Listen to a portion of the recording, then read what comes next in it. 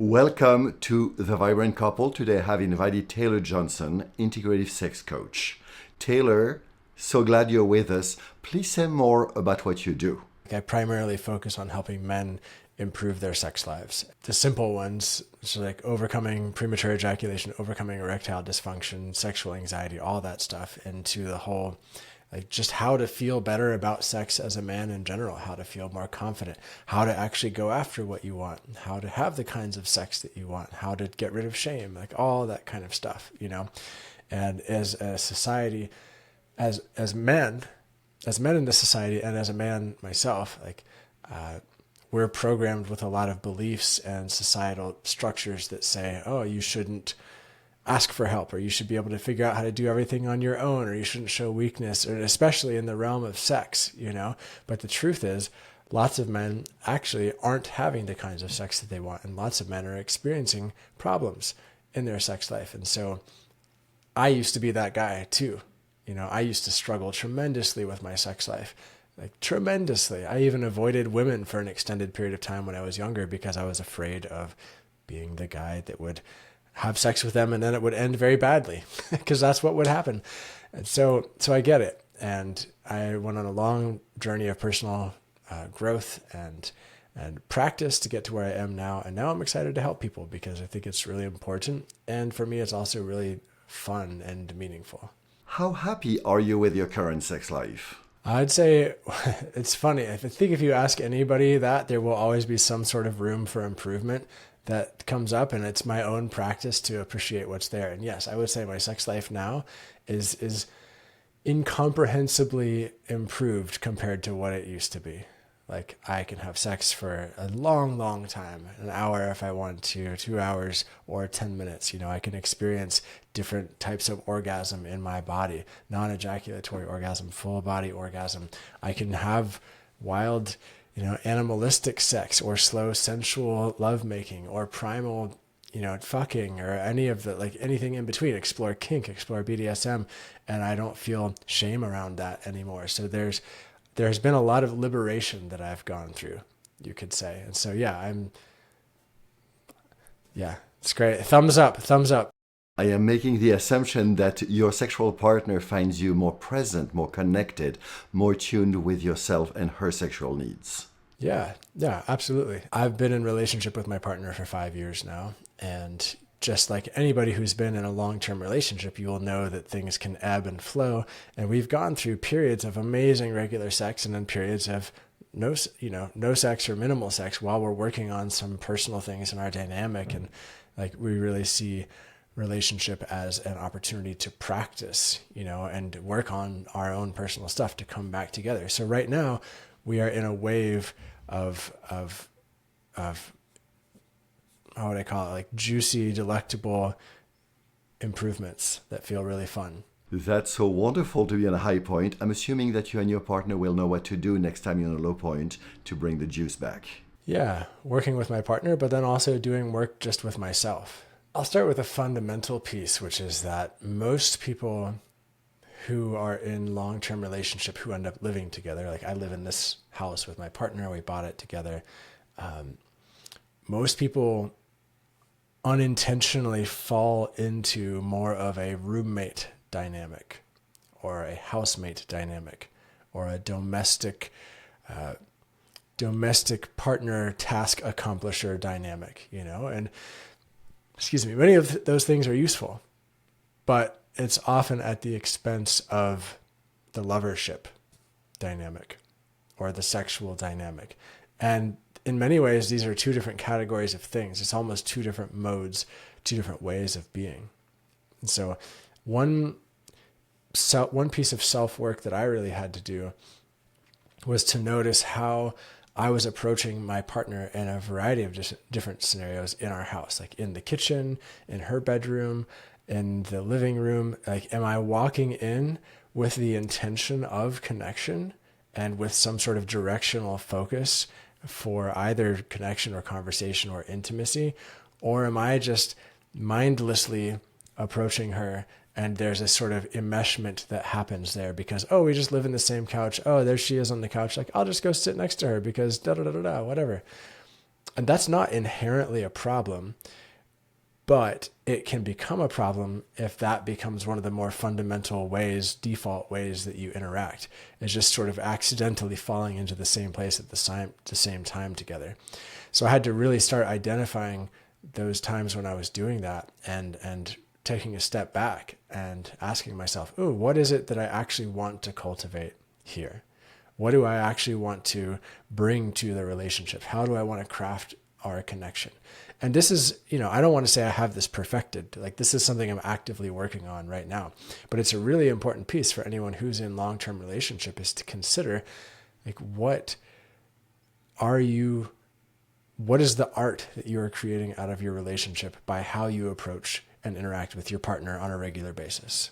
I am pretty sure your partner is very appreciative of you being more present, aware, and intentional. Yeah, I mean, there's a big difference as a woman to be on the receiving end of option one. A man is just, maybe he's just tired from working a little bit, and he's just like, I think I'll just flop down next to you and drink some, water or tea or soda or whatever. Not sexy. No, versus a man who takes a moment by himself, maybe has some water, gets a little food, and then decides, like, oh, I actually want to bring some intentional focus to my connection with her. So I'm going to grab some water. I'm going to take a moment, take a couple breaths, and go in there and walk towards her and kiss her and bring that kind of energy and that kind of presence. And that's like a fun, like, it's a night and day difference to be on the receiving end of those two things. I'm hearing from the women I work with that it is difficult to be with a man who seeks validation from them, and that it's much easier to be with a man who is self-validated, of course a good man, and even when what he's offering is not what she's wanting in the moment. Yeah, it can be common in relationship for people to just touch each other. You just touch each other when you're in the kitchen or touch each other in the bedroom. And touch is great. Touch is one of my primary love languages. But again, it's the quality of touch. So what I noticed was there was a certain point in our relationship where I was touching my partner's butt more often. And I was doing so from a place of not actually celebrating and cherishing the full sexiness of who she is. That is to say, I was taking her for granted. And I would just do sort of like light casual slaps here and there and like grabs in the kitchen, and it's all playful and everything. But what I didn't realize at the time was that I was actually killing the charge in our relationship. Instead of some light playful grabs or taps from time to time, like if I saved my touches for that part of her body for a more intentional moment of connection, then it really shifted our dynamic and added something beautiful and fiery and helped to bring us more from the category of housemates into the lover category. Indeed, when we cultivate the masculine-feminine polarity, whatever our gender or sexual orientation is, we create an irresistible attraction to each other. Otherwise, when we don't, the magnetic attraction fades and we are basically neutral with each other. Yeah, that's basically it. And to be clear, I'm not trying to demonize touch. Like, I love touch. I also love cuddling, and I also love just laying around together and with our arms intertwined, watching a movie from time to time. It's about the intentionality and what are the habits that we fall into with each other. And if those habits are conducive of a great, fiery, beautiful sex life, awesome. But if they're not, then it's worth evaluating, and bringing some more intentionality there. Taylor, what do you do personally to enhance your masculine presence? I work out regularly. I see a therapist regularly to help work on my own stuff. I'm part of a men's group. I regularly connect with the men in my life. I try to be physically active. I do a whole bunch of stuff. I try to eat well, et cetera, et cetera, et cetera. And with the self-pleasure piece, like, I try to do that just without shame. And I try to just have fun with it. And I'd say one of the biggest things that I do in self-pleasure that makes one of the biggest differences, and it's going to sound really simple, is breathe. Like, breathe intentionally. And not just passively or not softly, but I bring a certain level. It's almost like a martial arts practice of breath during self-pleasure and also during sex. And most people don't recognize just how powerful the breath is for a variety of different things. Like if you're breathing through your nose and you're breathing deeply and powerfully, try that 20 times. If everybody listening right now, and if we both did that, our subjective experience of the moment would be profoundly different than it is right now. Like we would feel sensations in our body. We would feel tingles. We would feel a different flavor of awareness that, sure, there's some of that right now, but it would be a more honed in kind of like, there would be a potency to it, And so when I do that during self-pleasure, or when I do that during sex, like that does a variety of things. It helps to get me more into my body, more out of my head, helps to increase erection strength, and it helps to make it so that the pleasure that I am experiencing in my genitals, in my penis during sex, it doesn't feel as hyper-focused there. It's more easy for that to spread into the rest of my body. And if that's a new concept for you as a listener, let me just explain what I mean by that. Like, there's a lot of guys I work with who struggle with premature ejaculation. I used to struggle with premature ejaculation a lot.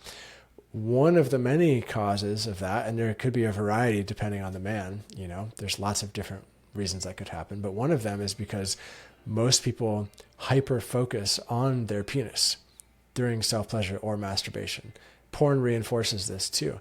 And so there's this narrow window of awareness that's focused on sensation just in the penis. But when you start to train your mind to expand that window of awareness beyond just your penis, then you start to realize, oh, I'm having a pleasure response in my hips too. Oh, I'm having a pleasure response in my belly and my legs and my lower back. And that's what I mean. Like when you're spreading the pleasure, there's a spread of awareness of the pleasure that's happening, but you're just not even paying attention to it because you've trained yourself to focus so much on the penis, And when you spread out your awareness like that and you start to experience pleasure everywhere else, it reduces the pressure of the pleasure in your penis. It doesn't reduce the pleasure, but it reduces the pressure so it doesn't push you towards ejaculation, so you can last longer and make love for as long as you want. Like breath, breath, breath, breath. And ultimately, you're speaking about the art and the practice of attunement. Like how do you attune to your partner, which is different from merging and enmeshing. Like attunement is, you are a sovereign person, your partner is a sovereign person, but there's a channel of awareness and connection that's happening. There's contact between you and the person, either energetic or physical, where you're with them in the moment. Please say more about connection and the pleasure of connection, because I see too many men running scripts. I do this for 20 seconds and then that for 30 seconds and then that, and then I change position every minute. Yeah, well, I would want to also say that I also like those scripts when done with intention, and that's the biggest difference. It's like, am I falling into this pattern? Am I doing this thing in sex because it's just what I do and it's my pattern and I'm just following the same thing I've always done? Or am I doing this because this is how I'm choosing to make art out of sex in the moment, And so you can run through something that would look like the typical patterns with consciousness, and it can be a very sexy experience. So I just want to say that up front. Like I like fingering, I like hand jobs, I like oral sex, blowjob, like all the things. I think that's great. And oftentimes there is a progression, that leads to penetrative sex. And for people who have sex with women, that makes sense too, because if you look at the curve of arousal on charts, like men get aroused very quickly, women take longer. So of course, all of those things are still going to need to happen in some way. And the joy of connection, I do actually believe that most men can feel and know when connection is happening, right? Like when you look in somebody's eyes and there's that moment of like, oh shit, or like, oh wow, there's connection in that moment. What I do believe is that there are a lot of men, and my younger self included, I'm not separate from this, a lot of men out there who have watched a lot of porn, who haven't worked the muscle of connection as much, and for many guys, it actually can be a scary thing. And most people wouldn't admit that, but there's like this, oh, I'm coming into contact with the person. Oh God, like what now? Like I better look away and just start fingering her or doing something different, because there's a vulnerability in that, and again, as men, like we've been programmed by society to not be vulnerable. But there's actually a great pleasure and beauty in being in connection and vulnerable in a sexual experience. Can a man be fully in his masculine and vulnerable? I'm going to turn the question back on you. What does it mean to you when you say, can a man be fully in his masculine? It is surrendering inside of me to a place I feel strong and connected and ready to play. If I'm worried and in my head, I feel often driven by shame and I'm not able to be present. So would you call the time when you're in your head and not as present, would you call that feminine? Absolutely not. I call that collapsed masculine. Okay, collapsed masculine. The collapsed masculine is when one is not in one's power, when one gives up, when one is seeking validation, when one is not stepping up to lead. Yeah. It's my opinion that using the terms masculine and feminine in these contexts actually creates, I see usefulness because it helps people identify certain traits. I think it also creates a lot of confusion for people. And I think it puts men in their heads, like, am I doing a feminine thing right now? Am I doing a masculine thing right now? How is this going to relate to the woman? Is she being feminine? Is she being masculine? I agree with you. There is a lot of garbage and actually even abuse on the words masculine and feminine. What I believe is practicing both so one knows both and can choose one. I had a very interesting practice session a few years ago with a woman. I invited her to dance with me. I would spin her once and she would spin me once. Dance is wonderful because it is polarized by design. The one who spins is the lead, the masculine, and the one who gets spun is the follower, the feminine.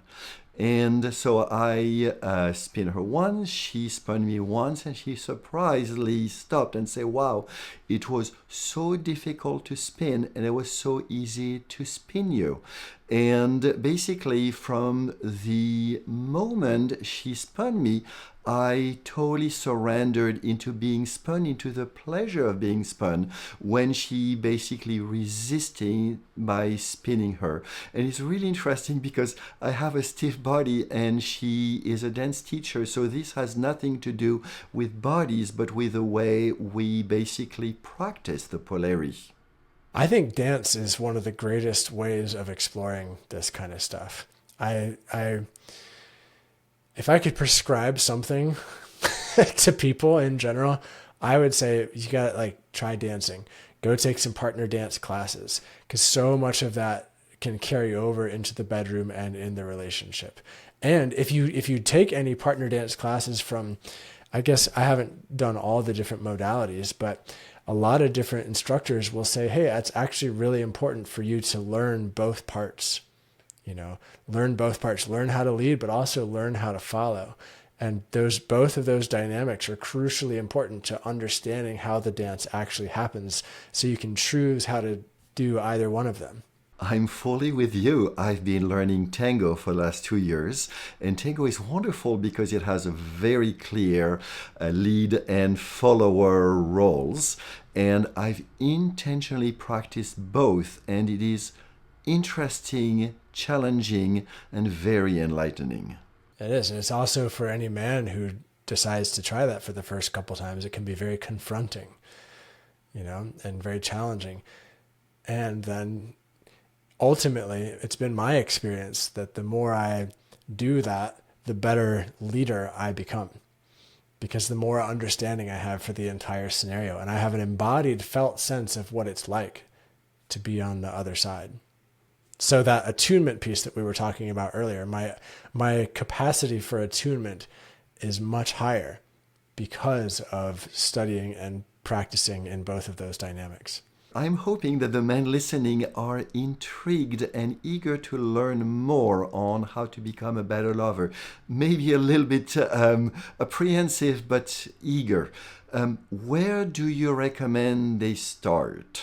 Well, I'd say for any man out there who's thinking about doing some sort of investigation or work into their sex life or into their relationship, like, yes, awesome. Like, good job. Nice. Like, please do that. And know that it's like there's a lot of stuff out there. You know, you could start in any number of places. And I think starting somewhere is just what you got to do.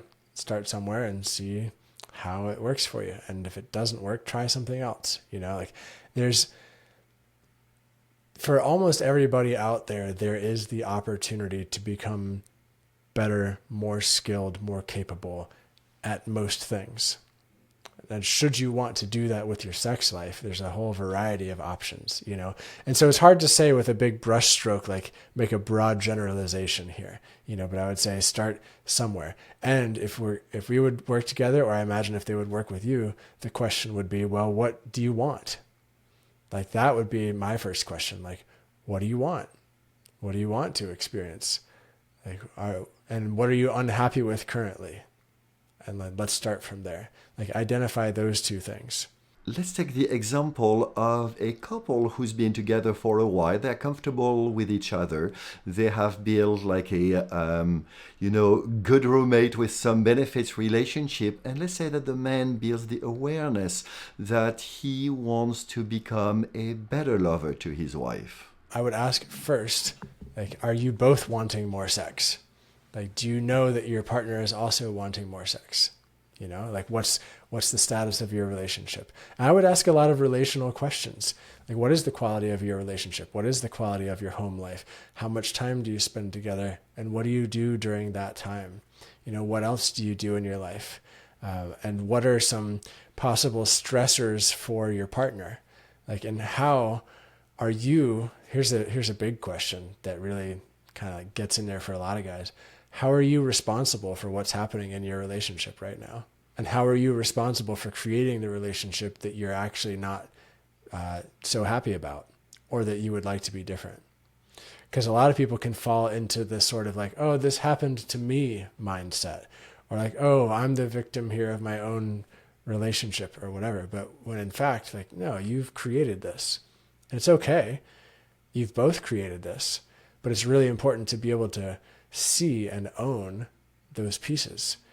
You know, I was married for 25 years, and when I look back at how things fell apart over the years, I take full responsibility. I was not aware enough, I was not present enough, I was not skilled enough to create the relationship that I wanted, and I know my ex-wife wanted as well. Yeah, and I think I also want to say, if there's anybody listening who maybe is on the fence about your relationship, or you have been in a long-term relationship and you got out, and you're having the thought of, well, if I was more present or skillful, then our relationship wouldn't have ended. And maybe that's true, maybe that's not true.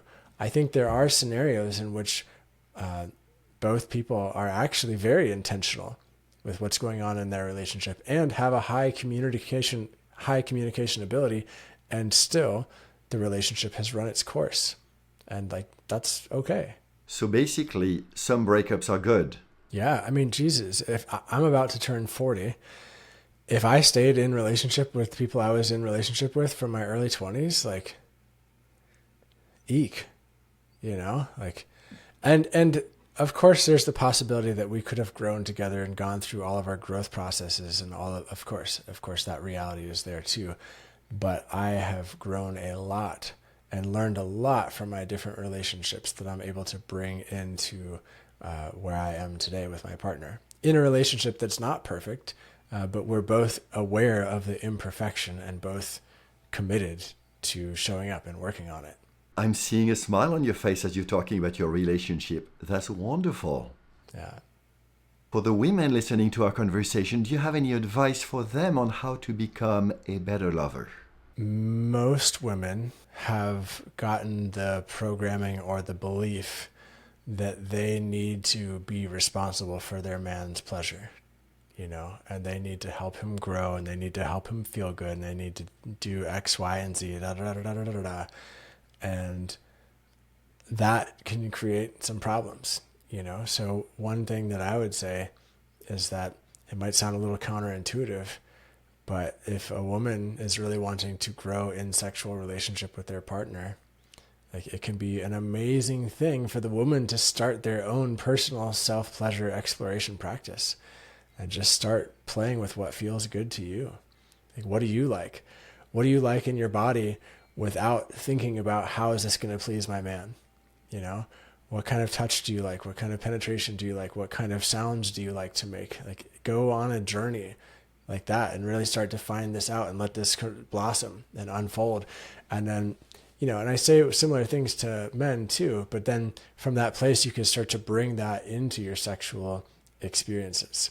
And that's going to start to like, what's the word? I don't know the word, but I'm seeing like almost a visual of you start doing that. And then you start having this mist or aura or something around you that then you start to carry with you. And all of a sudden your man looks at you differently and they're like, whoa, you are turned on. Like, I like this version of you. Wow, what's going on here? Like, I want to fuck you, or I want to make love to you, or, you know.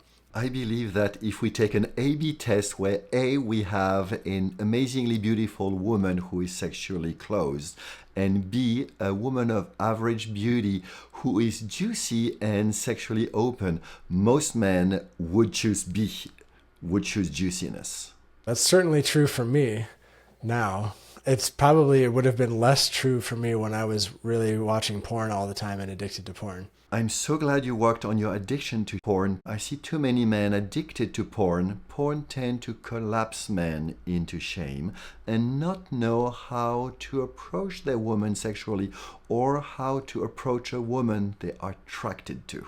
So I dance a lot, and sometimes even still to this day, like when I think about approaching a woman on a dance floor, I still get that like little like piece of me from middle school or high school that's like, oh no, what if she says no? You know, it's like a little piece of the experience that's still in there, but it's exciting for me. And now I've like, oh, it doesn't matter if she says no. Like ultimately that's a skill that I think all men really should learn, is like how to receive a no.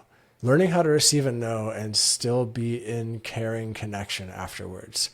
Like that's huge. Like one of the biggest problems out there right now in the dating world is when a man receives a no, a lot of times he'll get upset and he'll get frustrated and he'll get angry at the woman. And that's not useful. That's not skillful even. And I think ultimately on some level, the men who are doing that know that that's not their ideal, but they're caught off guard by their own emotionality, and they can't, in those moments, they don't have a better option, you know? And so I think that it's very important for us to learn how to be okay with rejection. And it's interesting. It's like you can practice that to an extent. Like I could go out downtown and practice approaching people that I find attractive to try to start up conversations. And there's a different thing that happens when there's somebody who, or some situation that I'm like legitimately like, ooh, this person is intriguing to me. I would love to get to know them. Like because there's a vulnerability there. And that's really where you get the opportunity to practice, is where you're asking from this place of like, ooh, I really desire that, or I desire to know more. And then when a no comes to that place, like then how do you react? Like it's very easy to get a no if you don't care. If you're like, and I mean that in the sense of like, if you feel very flippant about it, or you're like, whatever, it doesn't fucking matter. It's just a random woman on the street. Like, of course that's going to be easier than if you're legitimately interested in somebody and they say no. But that's where the work is.